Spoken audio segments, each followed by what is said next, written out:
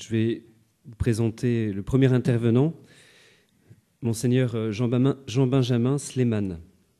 Monseigneur, vous êtes archevêque latin de Bagdad depuis 9 ans, titulaire d'un doctorat en anthropologie sociale et culturelle pour une thèse intitulée « Le Liban pluriconfessionnel, de la coexistence des dieux à la guerre des hommes ». Vous êtes religieux dans l'ordre des Carmes d'Échaud et vous avez été pendant 10 ans conseiller du maître général de son ordre, de votre ordre, à Rome. Vous êtes d'origine libanaise, ce qui explique votre attachement et vos liens avec la France, et vous avez vécu de près l'offensive américaine de 2003 ayant abouti à la chute de Saddam Hussein. Vous avez partagé la condition des chrétiens d'Irak, terrorisés, tentés de fuir leur pays. Vous avez espéré avec eux une liberté promise, prié et pleuré avec les familles dont les fils et les filles étaient persécutés. Vous les voyez aujourd'hui se faire assassiner sans que l'État ne mette véritablement en place une protection particulière. Même si vous avouez avoir parfois eu peur de parler comme vous le faites, vous continuez d'affermir vos frères dans l'amour et la vérité. Nous vous remercions d'avoir fait le voyage spécialement pour venir parler avec nous, témoigner de votre expérience et être la voix de nos frères et sœurs d'Orient. Je commence par un merci. Merci au Seigneur de pouvoir venir. Merci au frère Saint-Jean de m'avoir invité. J'espère ne pas être en dehors du sujet. Mon sujet, c'est le rapport société et religion. Et le cas de l'Irak, c'est l'illustration de ces rapports qui sont fluctuants. Les rapports société et religion sont aussi problématiques que peuvent l'être les rapports du même avec soi et avec l'autre. C'est le même homme qui est religieux, qui est social, qui est politique, qui est économique, etc. Aussi, pouvons-nous vraiment et en profondeur séparer ces deux dimensions congénitales de l'humanité sans tomber dans les excès, soit d'une révolution théocratique, soit d'une révolution séculariste. Mais ne devons-nous pas les distinguer pour ne pas dire séparer? Séparer risque de se traduire par assimiler ou annihiler. Donc distinguer afin de mieux les unir. Mieux les unir, voilà le secret des rapports harmonieux, positifs, complémentaires entre religion et société. Je pense que le rapport société-religion, notamment dans le monde arabo-musulman, nécessite une radicale révision. Le cas de l'Irak en est une merveilleuse illustration. Et je commence par une vue panoramique très rapide de l'Irak d'aujourd'hui. L'Irak d'aujourd'hui offre un panorama très varié. D'un point de vue religieux, le pays des deux fleuves est musulman, il est chrétien, il est yézidi, il est mandéen, il est alévi, etc. Et malgré la presque absence des juifs, il reste encore juif. Les musulmans, la majorité plus qu'absolue du pays, sont répartis entre sunnites et chiites. Les chrétiens comptent au moins 13 églises et communautés ecclésiales diverses.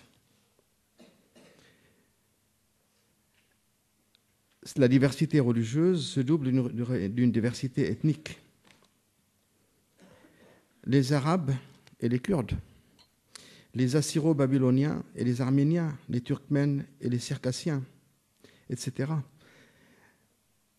Ainsi, les sunnites peuvent se dire arabes, et c'est une réalité bien particulière.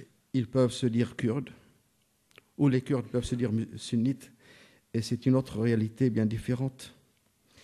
Les chiites sont dans leur grande majorité arabes, mais ils sont aussi persans, ils sont kurdes, etc. Donc, entre la religion et l'ethnie existe depuis toujours, et aujourd'hui, c'est un rapport très bien renouvelé, donc entre ethnie et religion. Ça va de l'alliance à l'identification, à la fusion. Entre ces deux extrêmes, il y a toute une gamme de dynamiques communautaristes qui s'adaptent aux fluctuations historiques de la société. Les Assyro-Babyloniens, par exemple, Assyriens ou Chaldéens, etc., souvent sont plus Chaldéens, Assyriens que chrétiens, surtout quand il s'agit de problèmes politiques.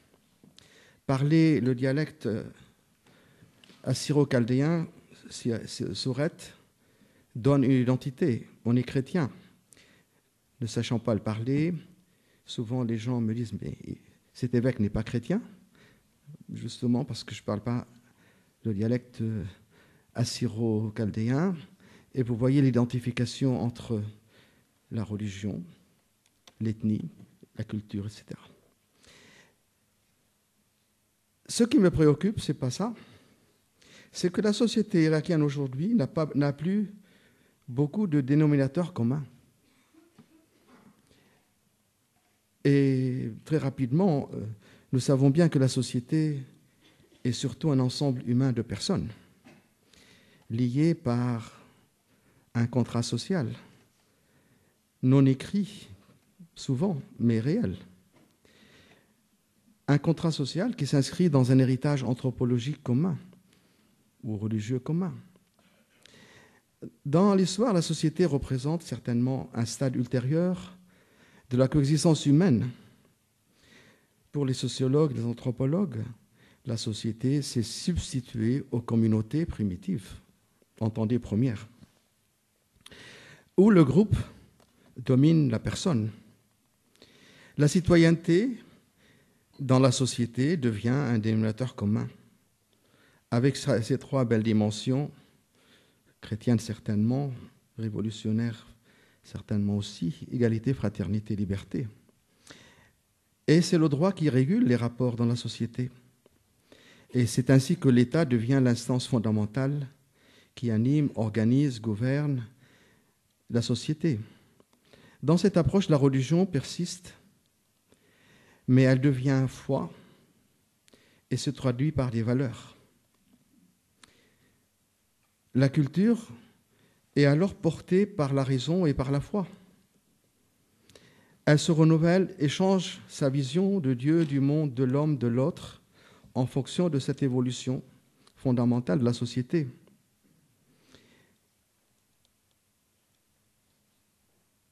Il n'en est pas ainsi dans l'Irak d'aujourd'hui, où refleurissent, à la chute du régime surtout, tribalisme, communautarisme, ethnicisme, tous irrédentistes, avec comme corollaire le fondamentalisme.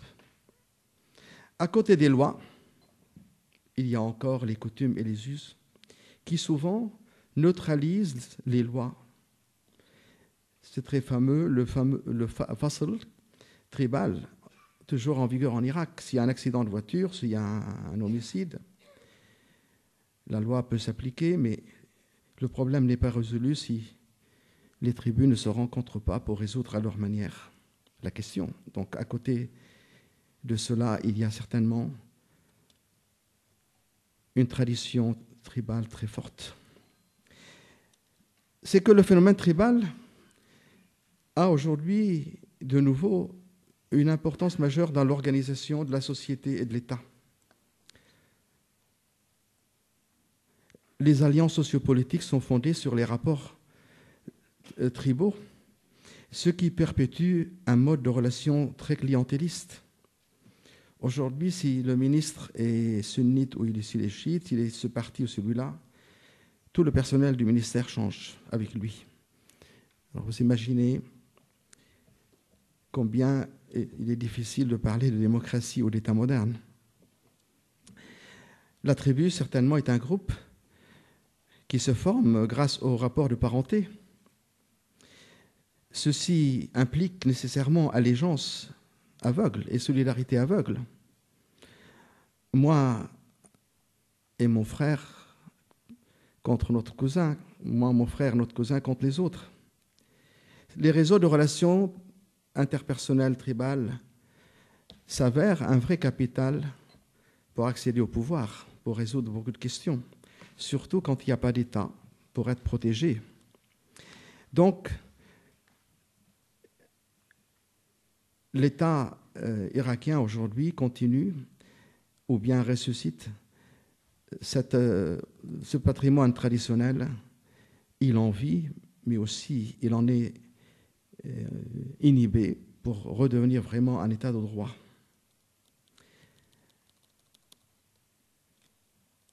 Mais la société irakienne est aussi une société dominée par la religion. L'islam est religion d'État, même dans le nouvel Irak. L'article 2 de la nouvelle constitution soumet toutes les lois à la charia.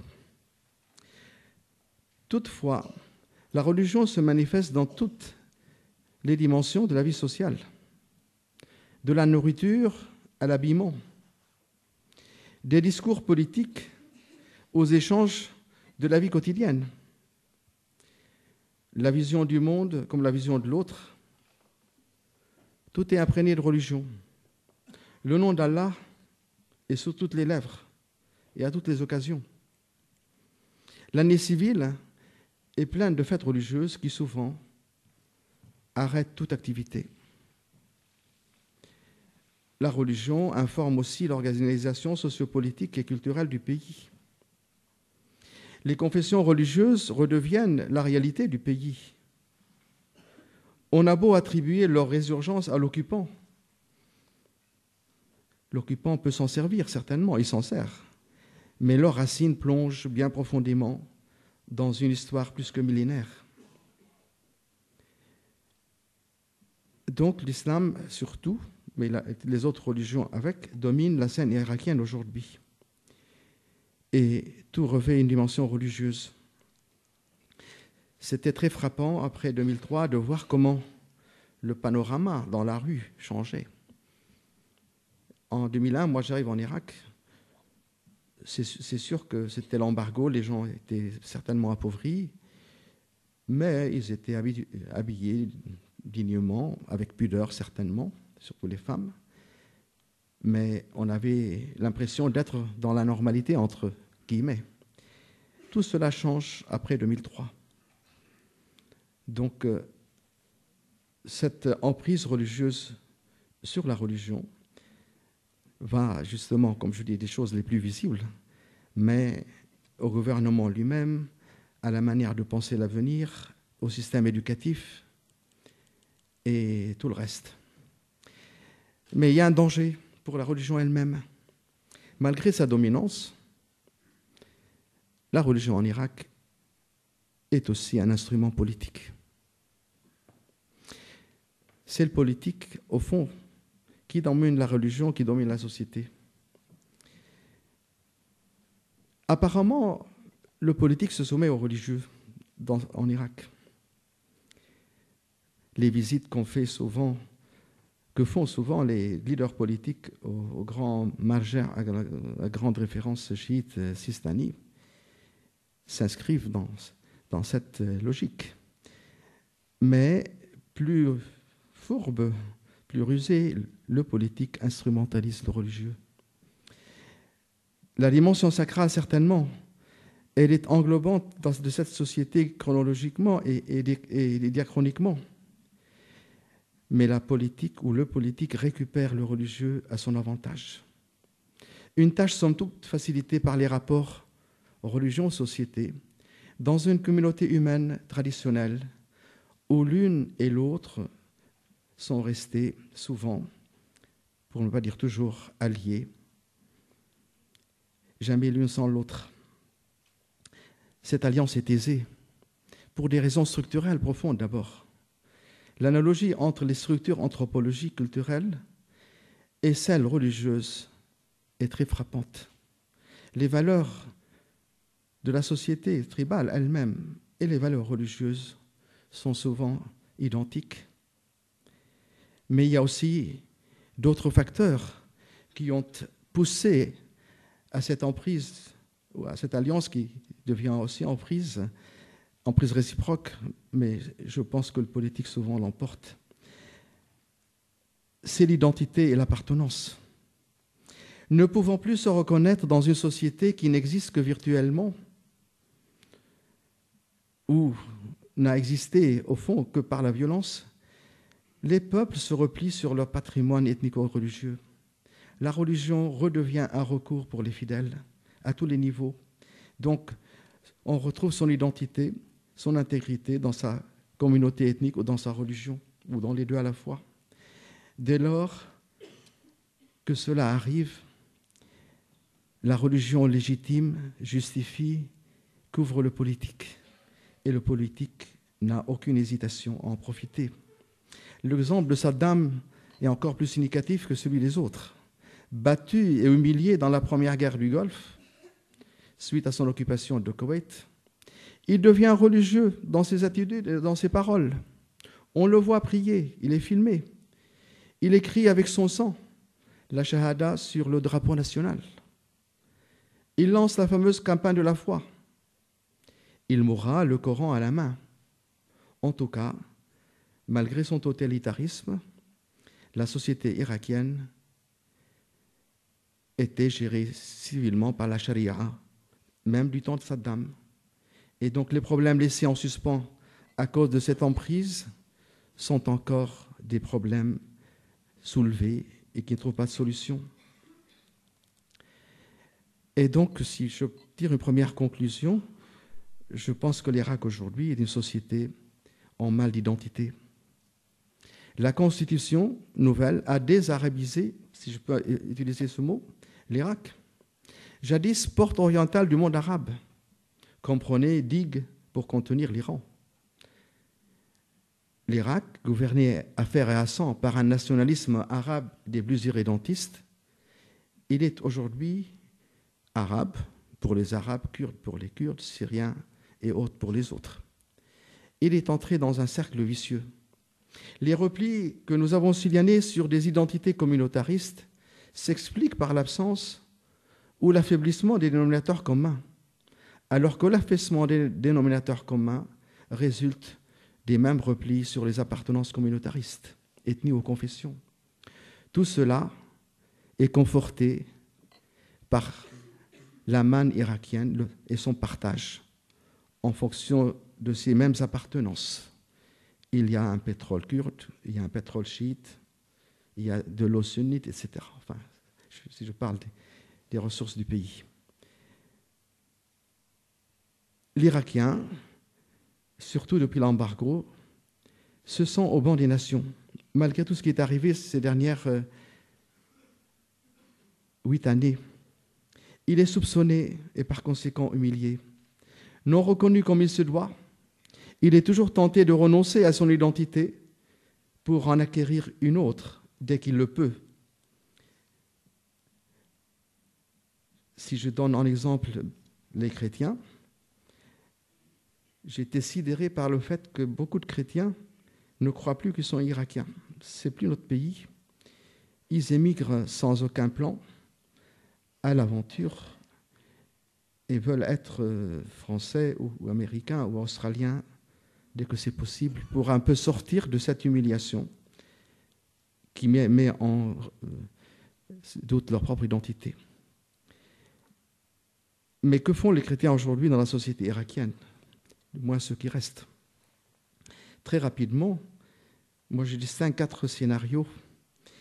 Il y a des chrétiens qui vivent dans la sécurité, comme dans le Kurdistan et une partie du nord de l'Irak, mais avec des problèmes d'intégration très profonds, des problèmes culturels surtout. La langue kurde, ce n'est pas leur langue, même si elle est reconnue à l'intérieur de leur propre communauté, elle n'est pas commune. En plus des problèmes socio-économiques, etc. Donc, le paradis dont on parle souvent est un paradis difficile à vivre aussi. Il y en a qui vivent encore dans des zones très à haute menace, je dirais même persécution, dans son sens un peu fort. Entre ces deux extrêmes, il y a une grande expérience chrétienne aujourd'hui en Irak, où les chrétiens vivent un peu sous la pression dominante du groupe dominant. On n'est pas persécuté, mais il faut s'adapter au modèle dominant.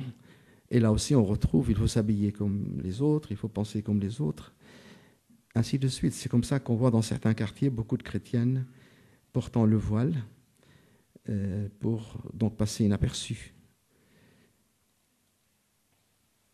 À partir de tout cela, que sera l'Irak de demain? Je laisse pour le débat, si ça intéresse encore. Merci.